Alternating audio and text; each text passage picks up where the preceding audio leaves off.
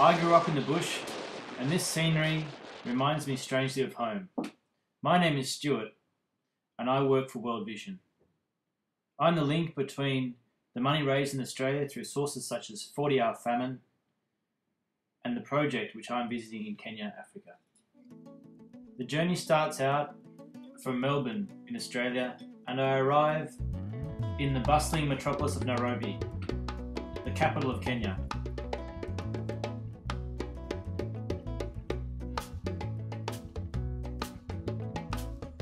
We then travel overland, some 8 hours drive to Laisamis in the north of Kenya.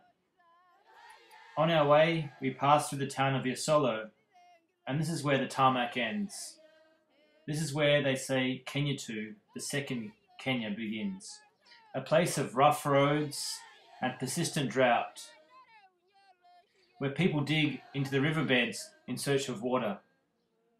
We finally arrive at our offices in Laisamis and meet up with a good friend of mine, Alex, who works for us. Laisamis is a place of nomadic pastoralist people, a place that has been neglected by the government, a place of interclan conflicts and chronic food shortages. The 40-hour famine project I am visiting is tackling food security in the area to improve the lives of the most vulnerable, primarily women and children. World Vision and its partners is addressing the immediate food crisis and famine in the area by providing food aid where necessary, and supplementary high-energy food such as plumpy nut to help the worst affected recover from malnutrition. In addition, World Vision also works with equipping the community and the local government with the skills and capacity needed for long-term development. We work in partnership with the government community health workers such as Judith, who does an amazing job. Through Judith and her colleagues, we build the capacity to work with the women, the primary caregivers to children, making sure they have the knowledge to better care for their children. There are mother-to-mother support groups that are meeting places, often under the shade of trees, to help spread information on health, such as exclusive breastfeeding, family planning, and nutrition information.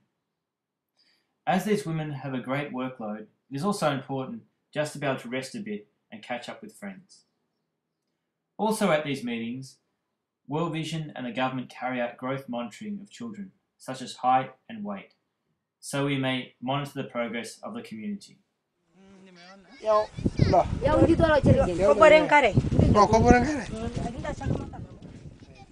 Judith and other community health workers, with the support of World Vision, also make home visits where necessary, as some women are unable to make it to the meeting places. We visit one mother in her home, and she tells us that the information on basic hygiene and exclusive breastfeeding has helped her keep her baby strong. She also proudly shows us how she uses the mosquito net, which is provided by the government. She tells us she didn't use it before, but now with the knowledge gained through Judith, she uses to keep her baby well, and it has. As we leave the woman's house, we run into a young boy called Tomasi. About 18 months ago, my friend from World Vision Australia, Alana, visited Tomasi and his family, so I thought it'd be a good chance to see how they were doing. He leads us along the dusty path back to his house. There we were greeted by his family. The place looks similar to the way it did 18 months ago, but his mother tells us that there's been some improvement in the lives of the children and his family, as they are healthier and stronger than before. On our way back to the office, we decide to pass by the mission hospital. There is not a government hospital in Laisamis, and there we meet the head nurse, Agnes. She is originally from Uganda, and she explains how hard it is to get skilled health professionals to work in this area. The demand is high and the resources low. I used to work as a nurse, and much of the equipment here is from my grandmother's time. We visited the ward where World Vision is supporting the hospital in saving the lives of children that are very malnourished, by providing close and continuous care. Unfortunately, we are told that one baby has died during the night, and you can tell that the mothers have been deeply affected by this.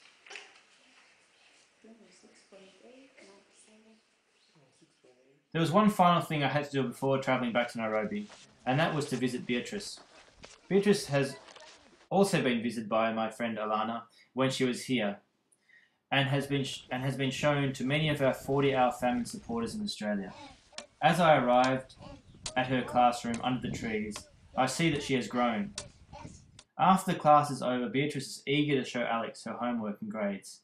Beatrice is also very keen to take us back to our home. She takes Alex by the hand and leads the way. On the way, we meet some women going to collect water. What are they saying? They tell us that despite the good rains this year, the water is drying up. The men have already left with the livestock to look for greener pastures, leaving the women and children to fend for themselves.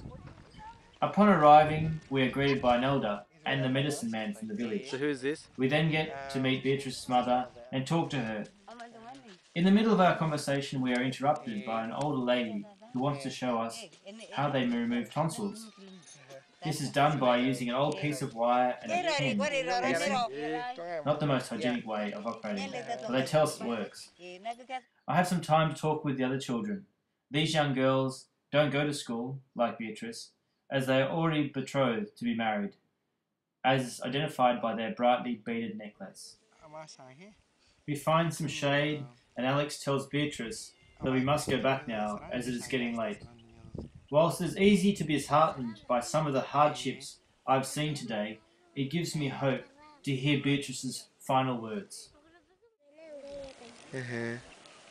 Yeah.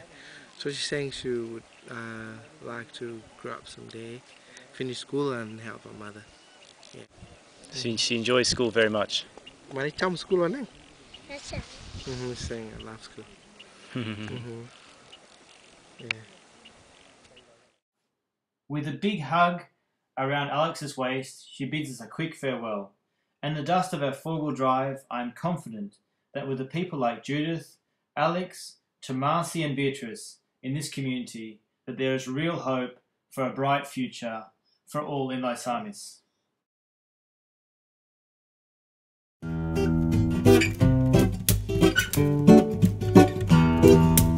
Mama, nimechoshwa na haya mateso, jinsi anavyonitesa huyu baba wa kambo.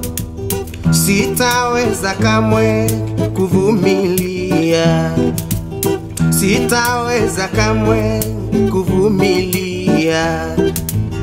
Amekuwa hanijali hata kwa maradhi, usiku na mchana jua nikemea, hata kimie nende shule sababu